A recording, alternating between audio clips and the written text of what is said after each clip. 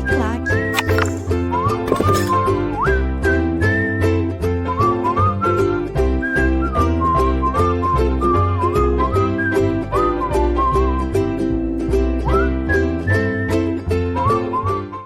Olá, olá meus amigos, tudo bem com vocês? Sejam todos muito bem-vindos a mais uma aula de processo civil. Se você ainda não me conhece, eu sou o professor Stanley Costa, professor de Direito Civil e Processo Civil da LAC Concursos. E para o nosso encontro de hoje, eu separei um tema extremamente importante para você concurseiro, para você concurseira. É o tema da competência. Competência. Na verdade, em praticamente todas as disciplinas, especialmente as processuais, competência é um tema que merece bastante atenção, muito cobrado. E aqui no processo civil não é diferente. Não é diferente. Ali na parte geral do novo CPC, no livro 2, competência, é sem dúvida um dos pontos de destaque de toda a parte geral do novo CPC. E tem se dado mais importância ainda ao tema. Você, concurseiro, tem que ficar bastante esperto, bastante atento com esse tema. Por quê? Porque aqui nós temos novidade. Aqui o novo CPC trouxe inovações, trouxe modificações. E conforme tenho dito nas minhas aulas, as bancas examinadoras em geral, elas gostam muito do que é novo. Elas querem saber se o examinando, se o concursando, ele está por dentro das novidades. Então, por vezes, alguns pontos que nem têm tanta importância assim em si próprios, têm sido cobrados pelo simples fato de ser novo. Aqui nós temos um tema que é importante e que tem novidade. Então, bastante atenção nesse encontro de hoje. Posso destacar aqui, ponto que tem sido muito cobrado em concursos públicos, que diz respeito à incompetência, as diferenças, né, entre incompetência absoluta e incompetência relativa. E no tocante à incompetência relativa, o que delimita ali a forma de se alegar, porque o novo CPC acabou com a chamada exceção de incompetência relativa. Então agora, tanto incompetência absoluta quanto incompetência relativa devem ser alegadas em preliminar de contestação. Com a diferença que se eu não alegar incompetência absoluta, como é matéria de ordem pública, eu posso posteriormente alegar qualquer tempo, qualquer grau de jurisdição. Competência relativa, não. Só posso alegar aqui na preliminar de contestação. Esse é um tema que nós vamos ver na segunda parte desse nosso estudo e que tem sido muito cobrado. Então, bastante atenção, já abra aí o seu Vademecum, seu Código de Processo Civil. Se você está estudando pelo próprio computador, pode deixar aí o site do Planalto aberto, lá no CPC, porque aqui começamos o estudo da competência. Tá? Nós vamos dividir esse estudo em algumas partes, porque o tema ele é, de certa forma, extenso, e a gente não pode correr muito, porque aqui temos detalhes que devemos dar a devida atenção.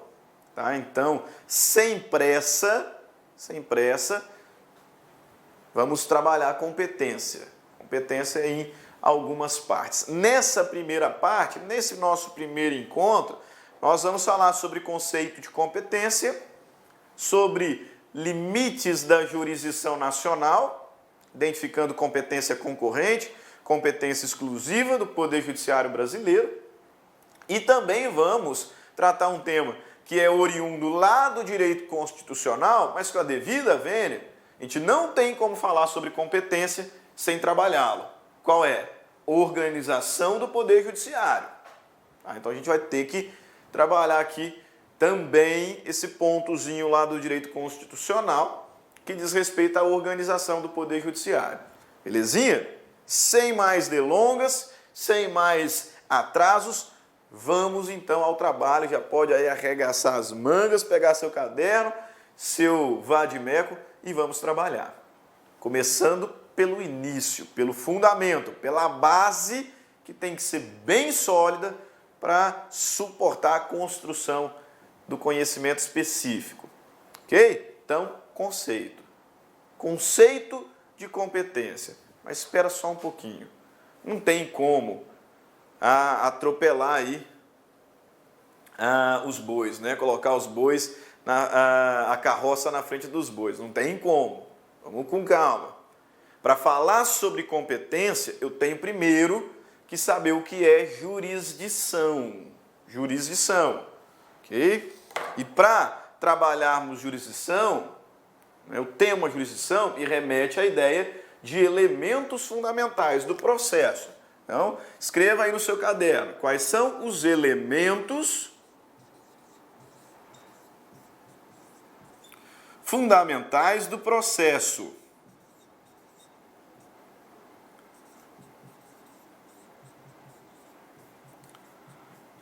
Quais são os elementos fundamentais do processo? Doutrinariamente, identificamos 4 elementos fundamentais. Quais sejam? A jurisdição,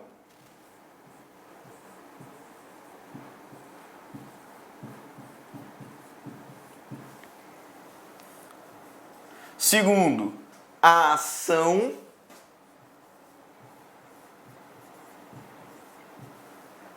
terceiro, a exceção,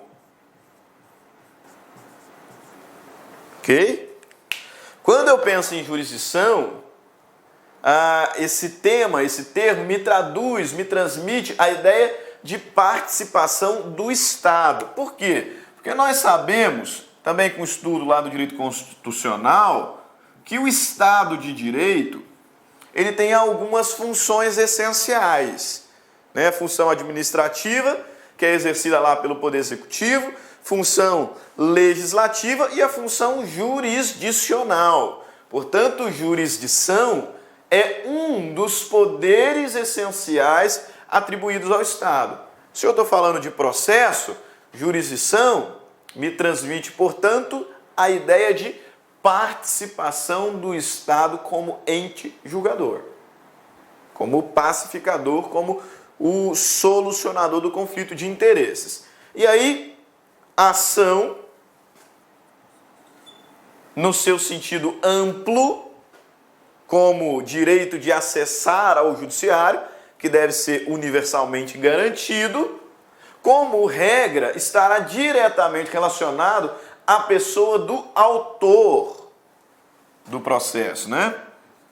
Não que o réu esteja proibido de exercer direito de ação.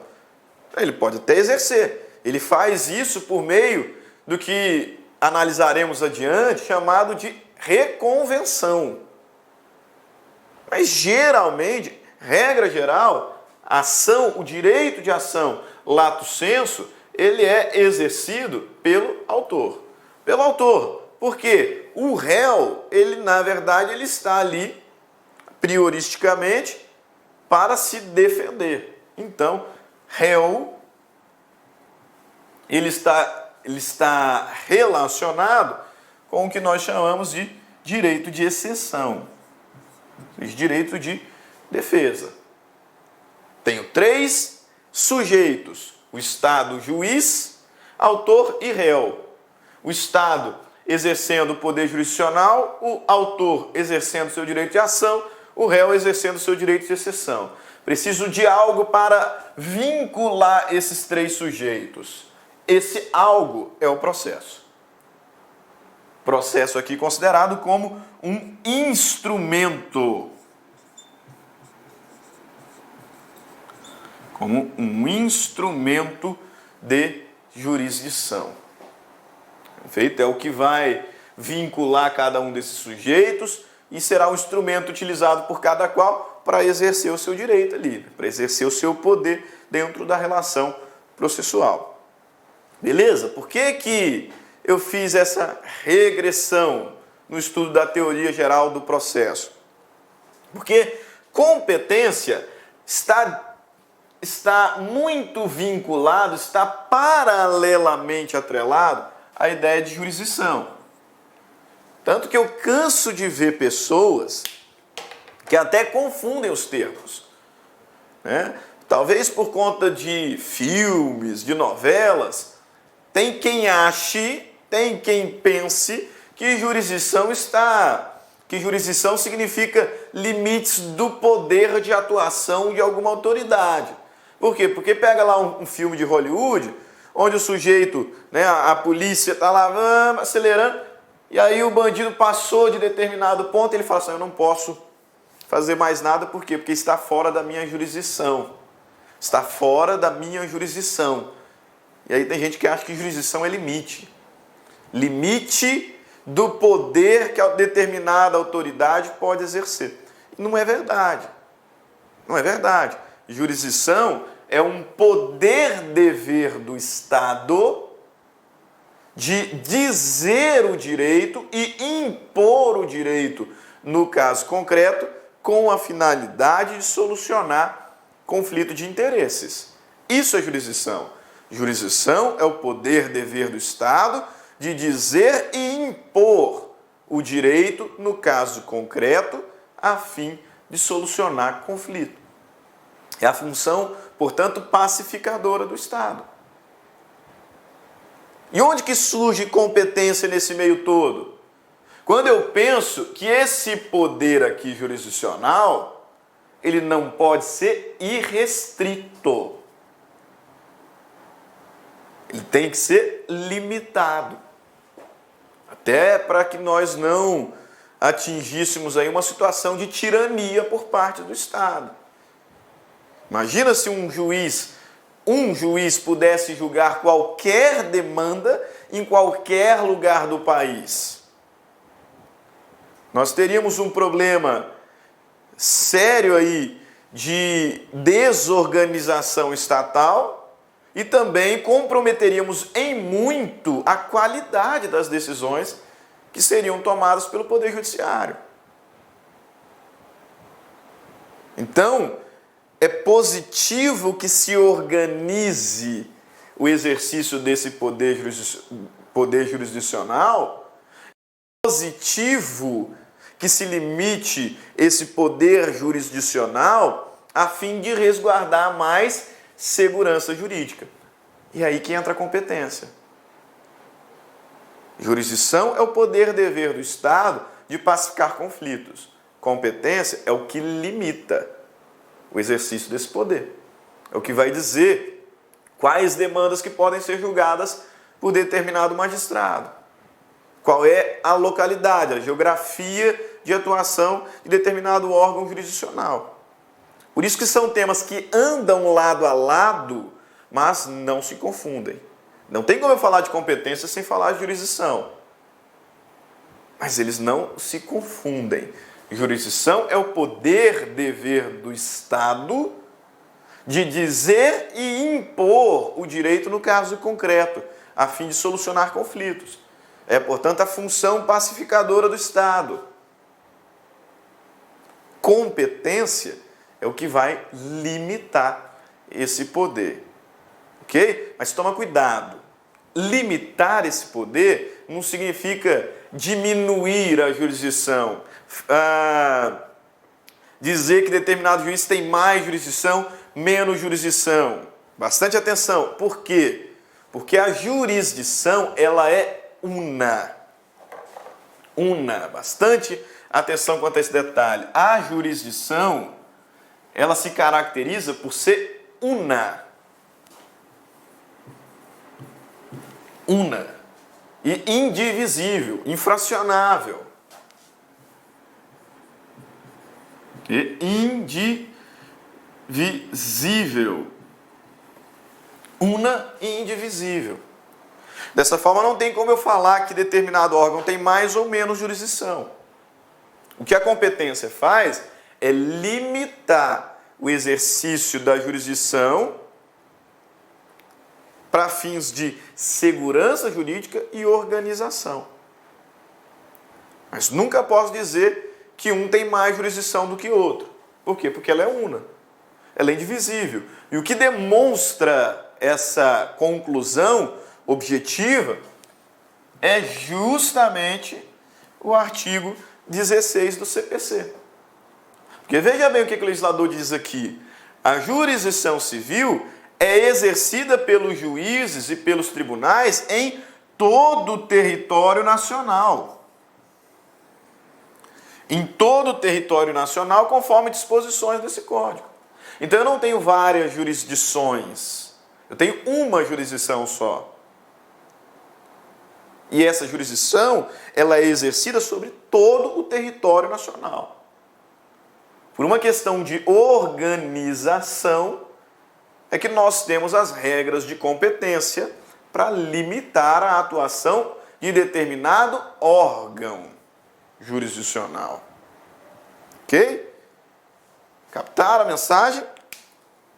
Que é justamente o que eu ponho aqui para nós. Olha lá. Tradicionalmente, você pode acompanhar no material que está aí na sua área de estudo, né? Nosso slide, que você já fez o download.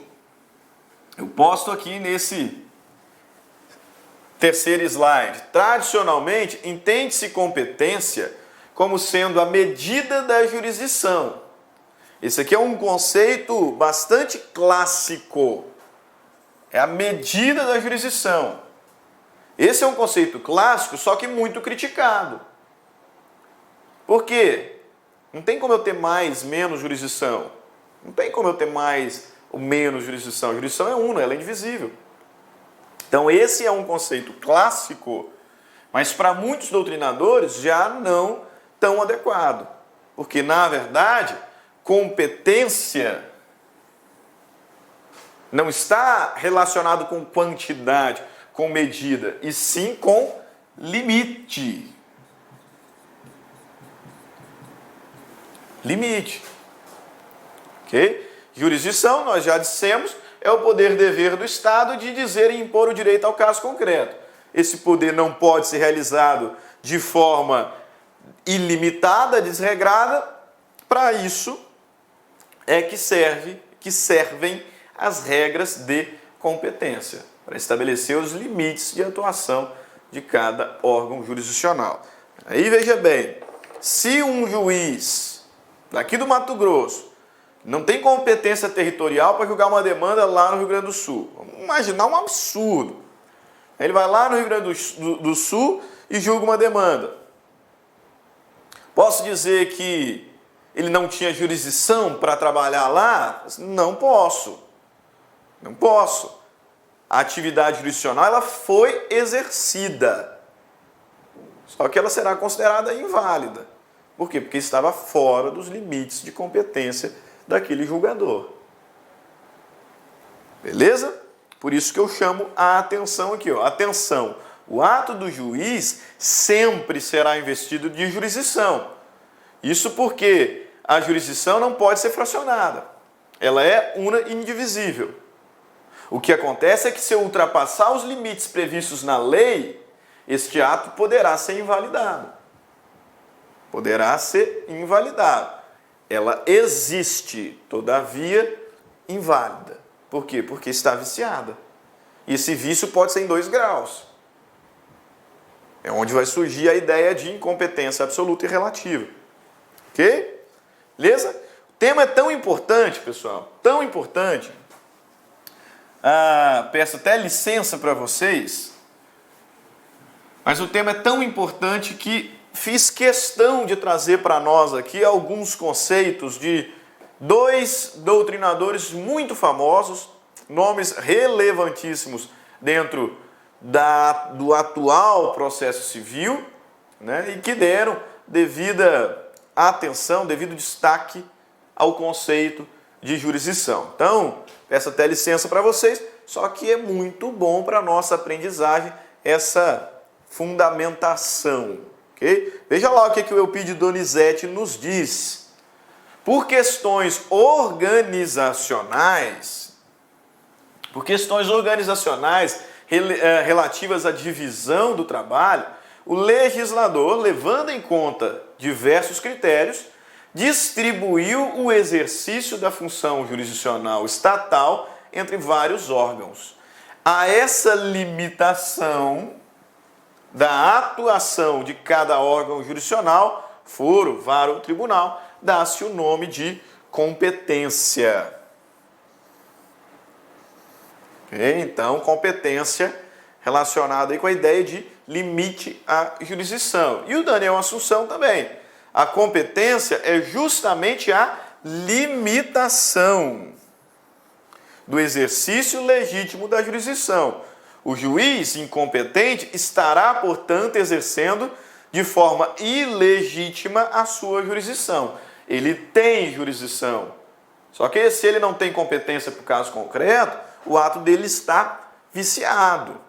Está viciado, podendo, portanto, ser invalidado.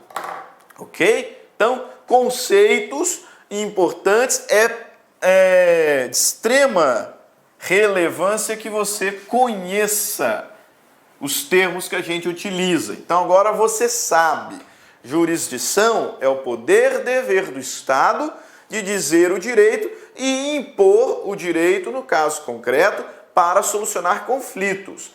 Uma das funções essenciais do Estado, função pacificadora. Competência é o que vai limitar a atuação jurisdicional de cada um dos órgãos do Poder Judiciário. Para que isso? Para dar organização, para dar segurança jurídica, para aumentar a qualidade das decisões que são tomadas pelo Poder Judiciário. Beleza? Nesse conceito, nesse contexto, melhor dizendo, é que a gente passa efetivamente ao estudo dos artigos previstos no Código de Processo Civil. E o primeiro artigo que trata o assunto, livro 2, título 2, livro 2, né, tem por tema jurisdição e ação. Nós já falamos sobre jurisdição em outra oportunidade. Agora, livro 2, título 2.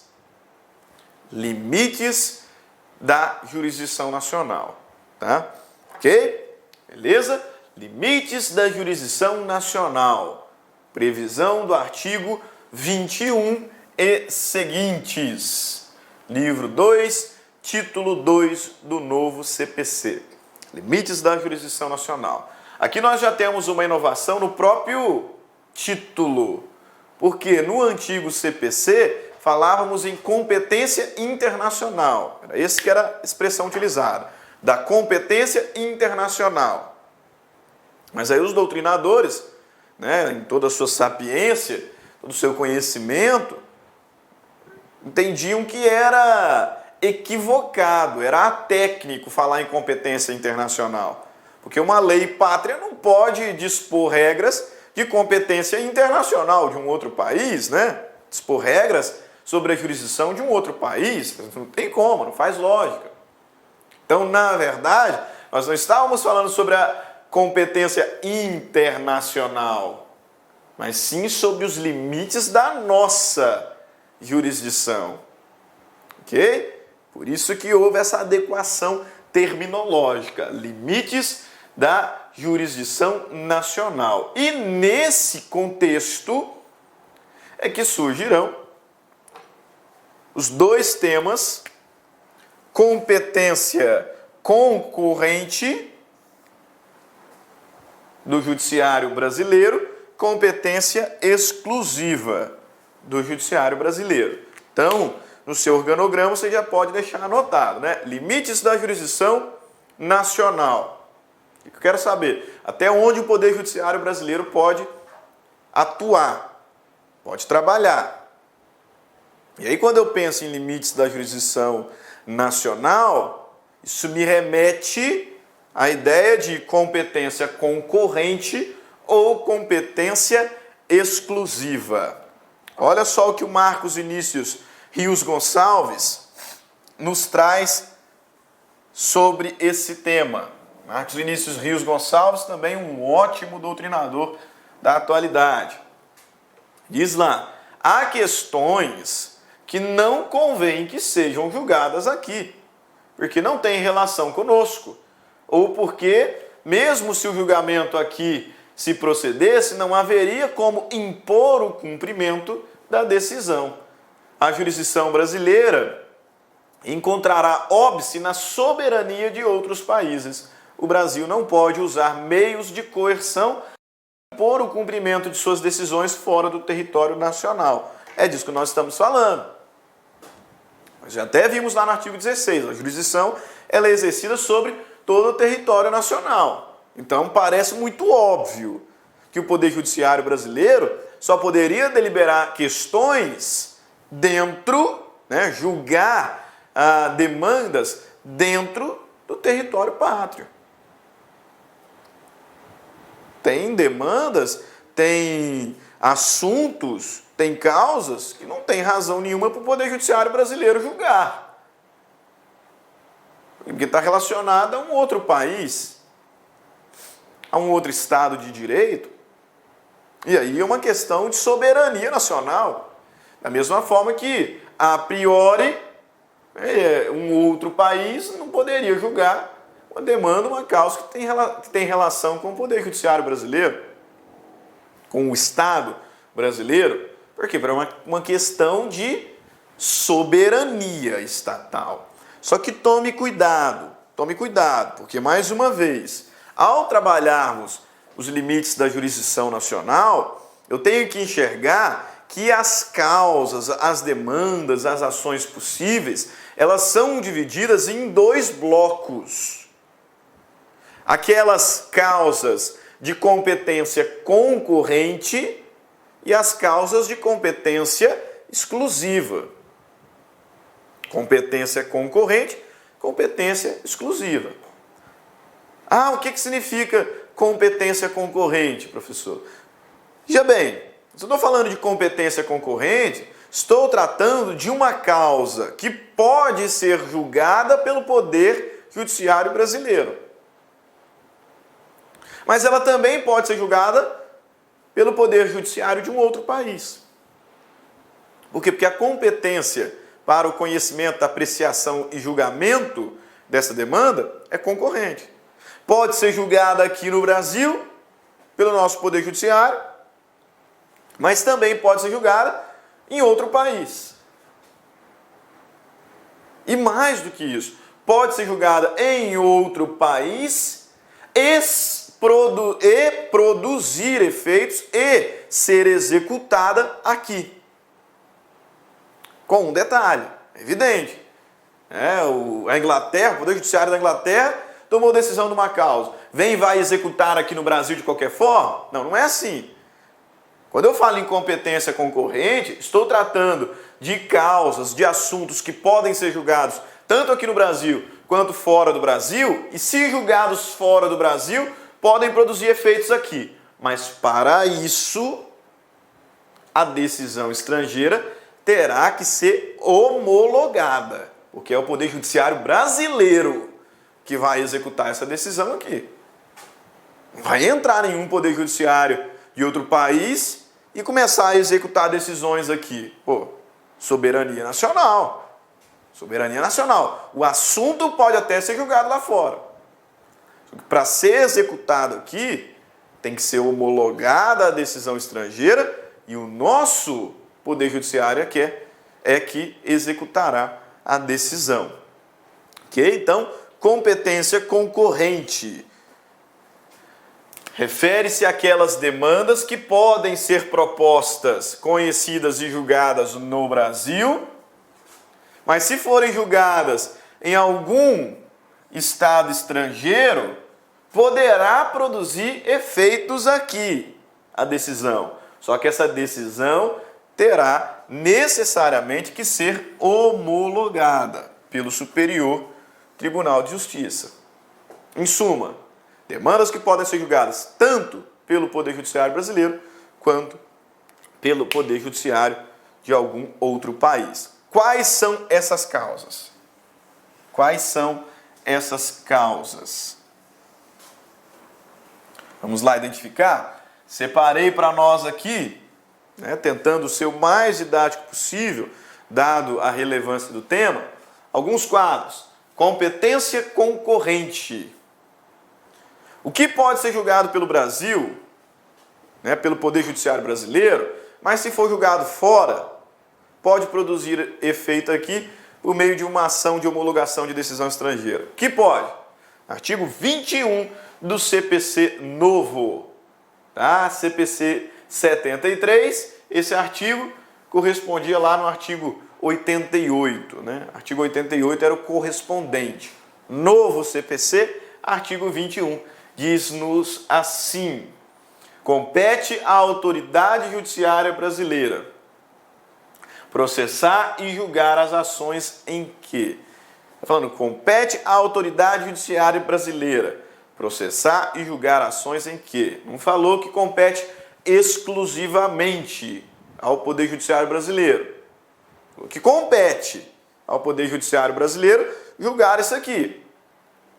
Se for julgado por outro país, pode produzir efeitos em nosso território, desde que homologada a decisão estrangeira pelo STJ. Ok? Quais são as hipóteses de competência concorrente? Quais são as hipóteses de competência concorrente? Artigo 21. Inciso 1º. As ações em que o réu, qualquer que seja a sua nacionalidade, estiver domiciliado no Brasil. Então é um japonês, é um americano, é um inglês, é um coreano que tem domicílio no Brasil, ele é parte de um conflito. Então o Poder Judiciário brasileiro tem competência para exercer a sua função jurisdicional, se for provocado. Em outros termos, a ação que envolve esse sujeito pode ser distribuída aqui no Brasil, independentemente de qual seja a sua nacionalidade. Pode ser julgada fora do Brasil? Até pode. Para produzir efeitos aqui vai ter que ser homologado. Ok? Então, competência concorrente. Primeira hipótese. Ações em que o réu, qualquer que seja a sua nacionalidade, estiver domiciliado no Brasil. Segunda hipótese. Ações em que no Brasil tiver que ser cumprida a obrigação. A obrigação. Então nós estamos tratando, basicamente, aqui nesse inciso 2º, de relações obrigacionais. Tema lá do direito civil material. E considerando que o inciso 3º vai falar sobre responsabilidade civil, a gente pode dizer com bastante prioridade, quase que 100%, de chances de acertar, que esse inciso 2º está se referindo diretamente a relações contratuais. Contratuais.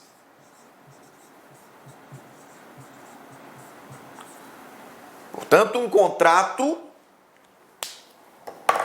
cuja prestação deva ser cumprida aqui no Brasil. Pode até ser que as partes deste contrato não tenham domicílio aqui no país. Pode até ser que não tenham domicílio aqui no país. Só que se a prestação, se o objeto desse contrato deve ser cumprido aqui, então o Poder Judiciário brasileiro tem competência para julgar eventual conflito. Imagina aí, por exemplo, que um americano está fazendo turismo aqui no Brasil, contratou uma empresa também americana, mas o objeto da relação contratual tem que ser cumprido aqui no Brasil, que é a viagem turística que ele está fazendo. E aí deu algum problema nessa viagem, nesse contrato, que causou uma animosidade entre as partes. Então, mesmo que nenhum dos dois sejam brasileiros, nem a empresa seja brasileira e nem o turista brasileiro, o Brasil tem competência para julgar esse conflito, porque trata-se de um contrato cuja prestação deveria ser cumprida aqui.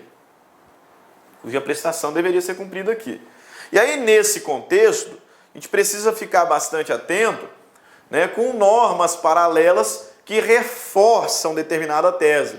E aqui acontece isso. Porque essas mesmas premissas previstas no inciso 1º e no inciso 2º também encontram tipificação no artigo 12 da LINDB, da Lei de Introdução às Normas do Direito Brasileiro. Você pode buscar aí na LINDB, artigo 12, que vai nos dizer praticamente a mesma coisa. Olha lá, é competente a autoridade judiciária brasileira quando for o réu domiciliado no Brasil ou aqui tiver de ser cumprida a obrigação. No texto do artigo 12 da LINDB, nós encontramos a previsão dos dois primeiros incisos do artigo 21 do novo CPC. A autoridade judiciária brasileira é competente para julgar as ações em que o réu é domiciliado no Brasil ou em que a obrigação deveria ser cumprida no Brasil. Belezinha? Show de bola? Último artigo previsto aqui no artigo 21, último inciso, previsto no artigo 21, inciso 3º. Diz o seguinte: compete à autoridade judiciária brasileira processar e julgar as ações em que o fundamento seja fato ocorrido ou ato praticado no Brasil. Então, réu domiciliado no Brasil, qualquer que seja a sua nacionalidade, contrato cuja prestação deva ser cumprida no Brasil, e o último inciso, ação que tenha por fundamento um fato ou ato praticado aqui no Brasil. Fato ou ato praticado no Brasil, poxa vida, sobre o que será que esse legislador está trabalhando, está pensando? Algum exemplo de ação? Ação indenizatória, por exemplo. Fundamentada em ato ilícito. Esse inciso 3º está se referindo especificamente à responsabilidade civil. E se eu estou pensando em responsabilidade civil, fundamento dessa responsabilidade civil, aqui no caso concreto, será um ato ilícito. Então, hipótese, por exemplo, de um estrangeiro que está aqui no país e no país ele comete um ato ilícito. Se recusa ali a compor extrajudicialmente o conflito, né? E a vítima se vê obrigada a ajuizar uma ação judicial reparatória, uma ação judicial indenizatória. Poxa vida, mas o autor do ato ilícito é um mexicano.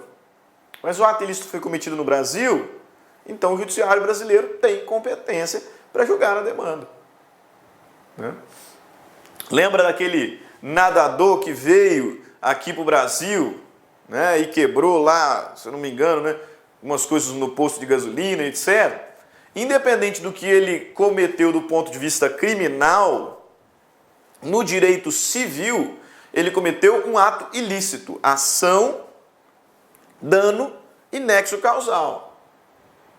Então, está conferido, está constituído, está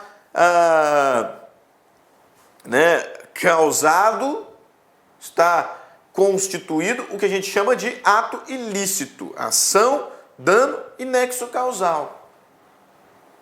Artigos do Código Civil, artigo 186, 927 do Código Civil, vão dizer o quê? Que aquele que comete um ato ilícito está obrigado a reparar.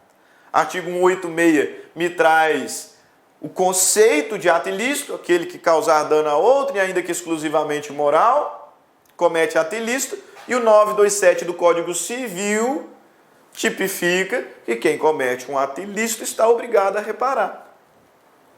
Ato ilícito é fonte de obrigação. Se o ato ilícito foi cometido aqui no Brasil, independentemente da nacionalidade de quem cometeu, o Poder Judiciário brasileiro é competente para julgar a ação indenizatória. Ok? Show de bola? Então, artigo 21 do Código de Processo Civil novo nos traz aqui as primeiras hipóteses de competência concorrente. Relembrando, primeiro, réu domiciliado no Brasil, independentemente de qual seja a sua nacionalidade. Réu domiciliado no Brasil. Obrigação cuja prestação tenha que ser cumprida aqui no Brasil, né? Contrato cuja prestação tenha que ser cumprida aqui no Brasil. E ação que tenha fundamento em algum fato ocorrido ou um ato cometido aqui no Brasil, independentemente da nacionalidade de quem cometeu. O Poder Judiciário brasileiro tem competência para julgar. Domicílio do réu, segundo inciso está falando sobre contrato, terceiro inciso está falando sobre responsabilidade civil, cometimentos de atos ilícitos, basicamente. Ok? Agora, tudo isso aqui era previsto no antigo CPC, lá no artigo 83. A diferença é que o novo CPC trouxe outras hipóteses de competência concorrente.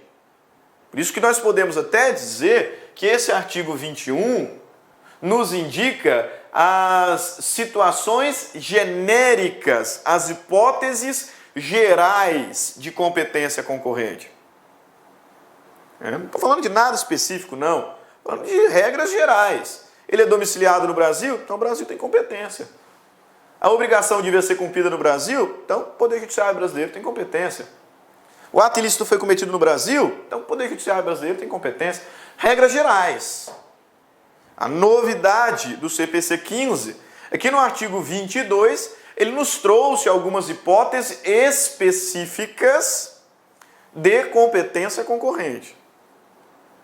Nos trouxe algumas hipóteses específicas de competência concorrente.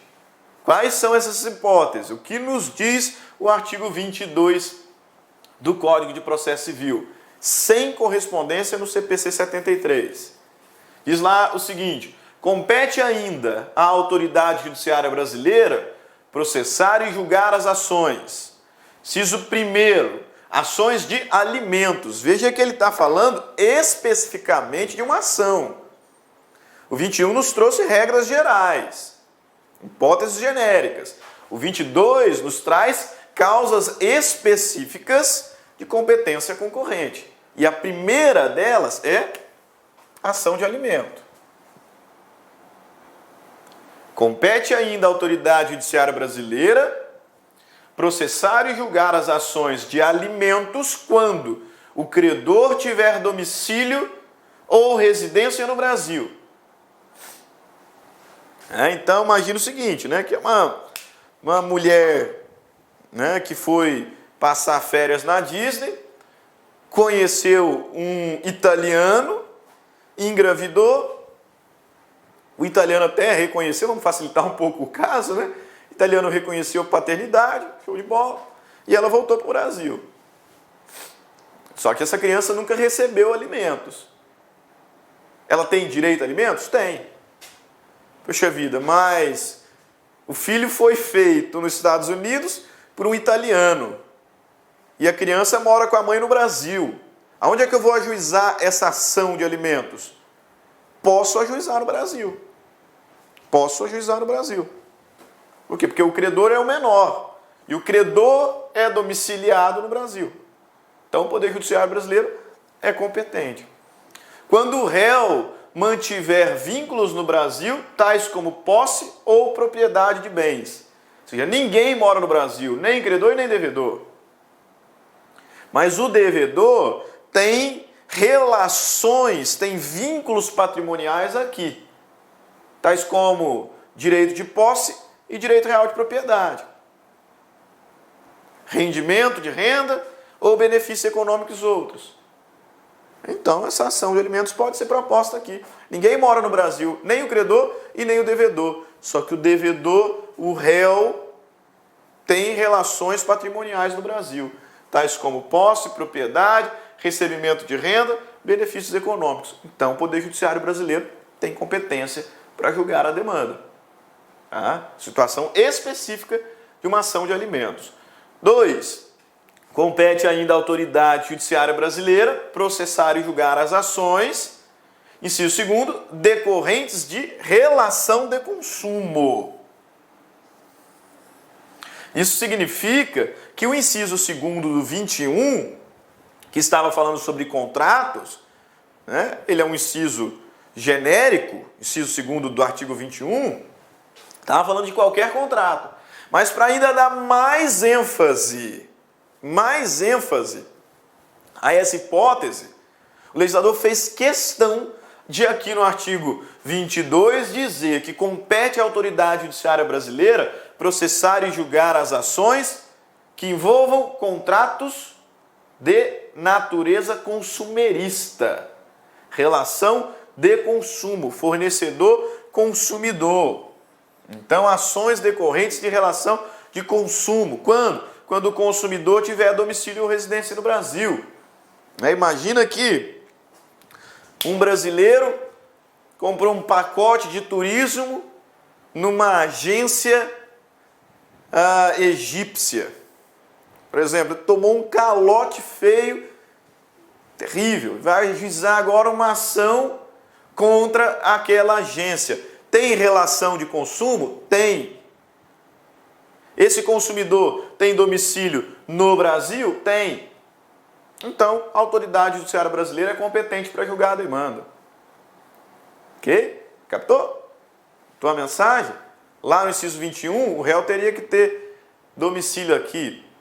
Ou o contrato, a obrigação ser cumprida aqui. Agora o legislador deu uma especificada, reconhecendo a situação de hipossuficiência do consumidor em relação ao fornecedor. Ele nos diz o quê? Se for uma ação decorrente de relação de consumo e o consumidor tem domicílio ou residência no Brasil, independente de onde ela é cumprida, quem era o fornecedor, o Poder Judiciário brasileiro tem competência para julgar a demanda. Então, casos específicos, ação de alimentos, relação consumerista e, por fim, o legislador diz, compete ainda à autoridade judiciária brasileira processar e julgar as ações em que as partes expressa ou tacitamente se submeterem à jurisdição nacional. O que o inciso terceiro está tratando? Aquela famosa cláusula de eleição de foro. Eleição de foro. Ok? Então, artigo 21 e artigo 22 tratam sobre as regras de competência concorrente. Causas que podem ser julgadas pelo Poder Judiciário brasileiro, mas também podem ser julgadas no estrangeiro. Artigo 21 me traz regras genéricas, relacionadas ao domicílio do réu, contratos cuja prestação deva ser cumprida no Brasil, ato ilícito, responsabilidade civil, e o artigo 22 traz causas específicas, alimentos, se o credor tem domicílio no Brasil, ou se o devedor, se o réu tem rendimentos, tem vínculos patrimoniais no Brasil, ações fundadas em relação de consumo, e quando as partes voluntariamente escolherem se submeterem à jurisdição nacional. Lá no contrato, por exemplo, tem uma cláusula de eleição de foro. Então elas estão expressamente se submetendo ao Poder Judiciário Nacional. Beleza? Ok, mas aí veja, competência concorrente. O Poder Judiciário brasileiro pode julgar. Mas não tem problema se for julgado fora do Brasil. São causas que podem ser julgadas pelo Poder Judiciário de um outro país. E essa decisão tomada em um outro país pode até produzir efeitos aqui.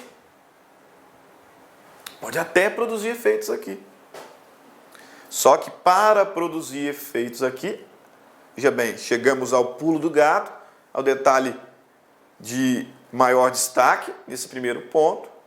Para a decisão estrangeira produzir efeitos aqui, ela tem que ser homologada.